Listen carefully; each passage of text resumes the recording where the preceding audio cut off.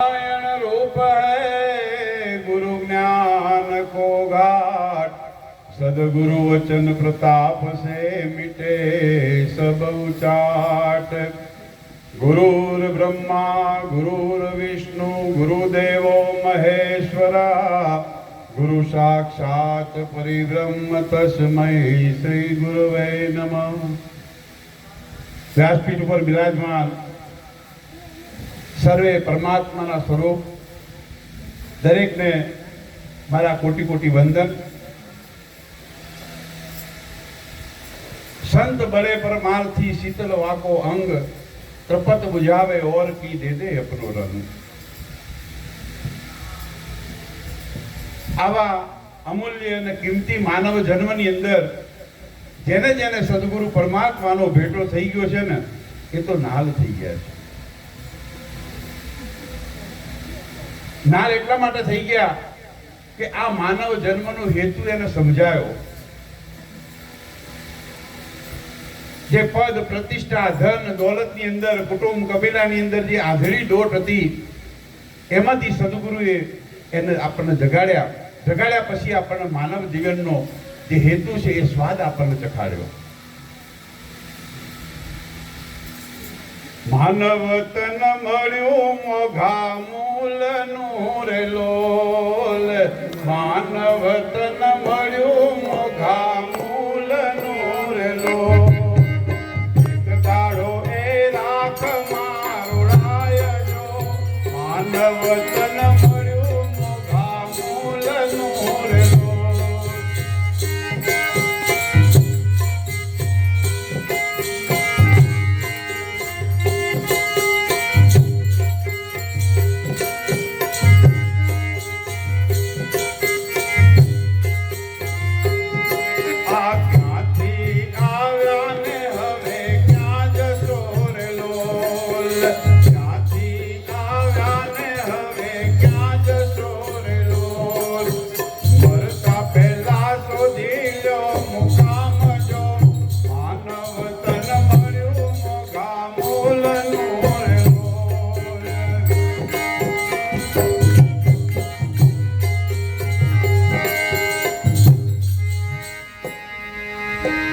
નિરાજ મહારાજનું જ્ઞાન આપણને શું બતાવે છે કે તું જન્મ્યો જ નથી, તારું મૃત્યુ કોઈ દિવસ થાય। સંતો આપણને વાણીમાં શું કહે છે? મરતા પહેલા શોધી લો મુકામ, આ માનવ તન મળ્યું મોઘા મૂળનું। તો માનવ તન મળ્યું ક્યાંથી આપણને? આપણને ખબર ક્યારે પડી કે આ માનવ તન મને મળ્યું છે અને મોઘા મૂળથી મળ્યું છે? હે,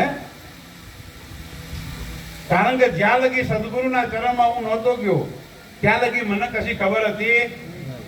આ માનવ તન શું છે એની મને ખબર હતી? આહાર નિદ્રા ભય મૈથુન આની અંદર મારું જીવન લુપ્ત હતું। પણ જ્યારે આવા સદગુરુ મળ્યા અને સદગુરુએ મને ઊભો રાખ્યો, મારા મનને ઊભું રાખ્યું કે ભાઈ તું કોણ છે, તઈ મને ત્યાં લગી પણ ખબર હતી। પણ જ્યારે એ કોણ છે એનો વિચાર કર્યો એટલે મારી અંદર જિજ્ઞાસા જાગી કે વાત તો સાચી છે। આ સંતો જે કહે છે તું કોણ છે કોણ છે, પણ હજી સુધી મને હું કોણ છું એની ખબર હતી।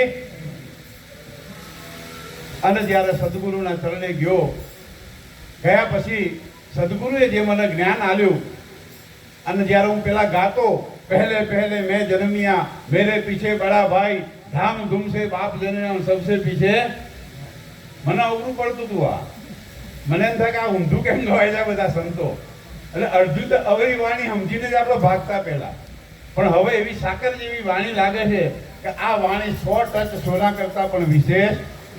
કારણ કે જ્યાં લગી મને મારી ખબર નથી ત્યાં લગી મને આ કશું સમજાય એવું છે નહીં।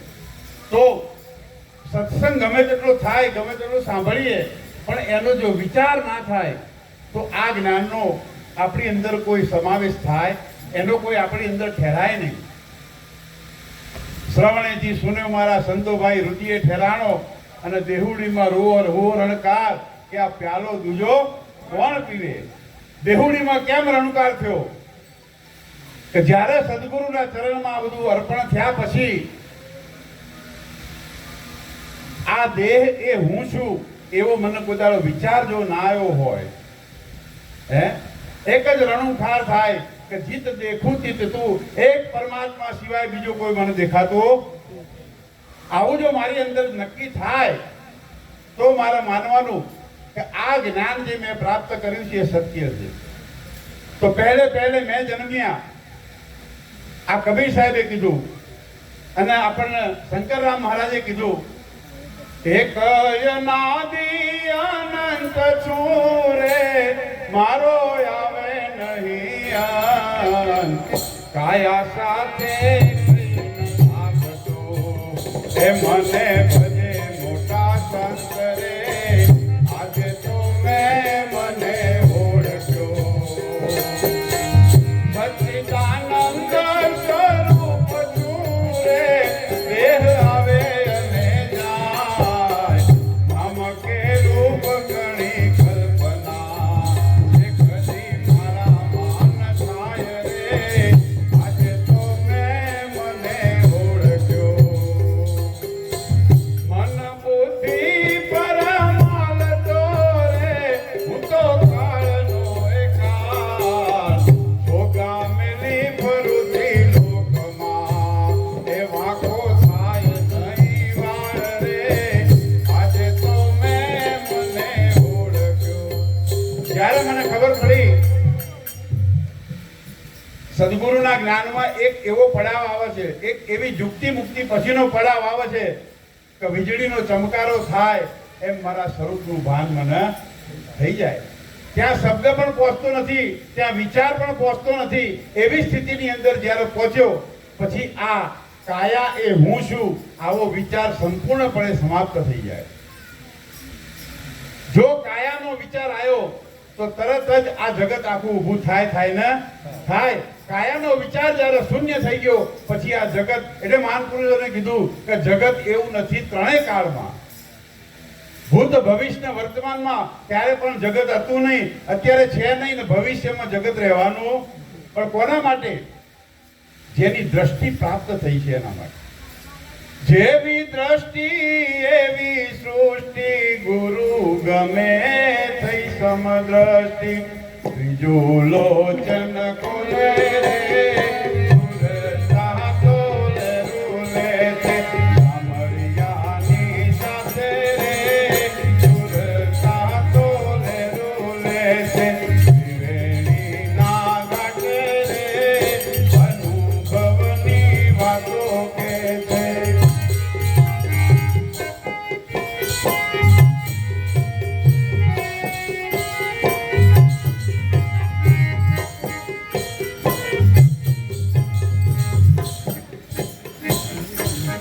ત્રિવેણીના ઘાટે અનુભવની વાતો કે છે.